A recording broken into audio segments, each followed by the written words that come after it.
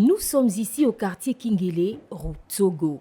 Plusieurs jours se sont déjà écoulés après la survenue du drame, mais sur le terrain, les dégâts sont encore palpables. Le mur d'une maison qui n'était plus habitée depuis une longue période s'est écroulé sur une habitation se trouvant juste à côté, laissant les membres de la famille Kombi à la belle étoile. Tout de 2h40, nous avons été surpris par un bruit très violent. Le premier réflexe, c'était d'abord de rassembler toute la famille et se retrouver dans un coin pour voir s'il n'y en avait pas de blessés graves.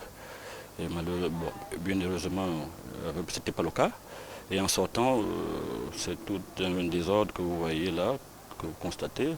En ce moment-là, on est à la belle étoile, on ne sait que faire avec toute la famille. On a des enfants qui partent à l'école. On essaie de trouver un moyen de pouvoir dormir.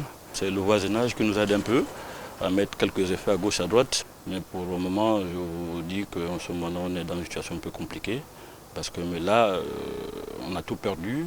Cet accident qui intervient en pleine rentrée scolaire est un coup dur reçu de plein fouet par la famille sinistrée. Ne sachant plus à quel sein se vouer, elle appelle à l'aide. Vraiment, on interpelle vraiment le pouvoir. Il y a des personnes de bonne moralité, de bonne foi, pour venir vraiment aider. C'est un peu ça ce que je peux demander pour l'instant. Cet éboulement survenu à Kingélé vient une fois de plus remettre sur la table la question liée à la construction dans des zones à risque, à qui revient la responsabilité de réguler ce secteur, mieux de conscientiser les populations se trouvant dans les zones à risque, des questions qui ont tout leur sens et qui méritent des réponses.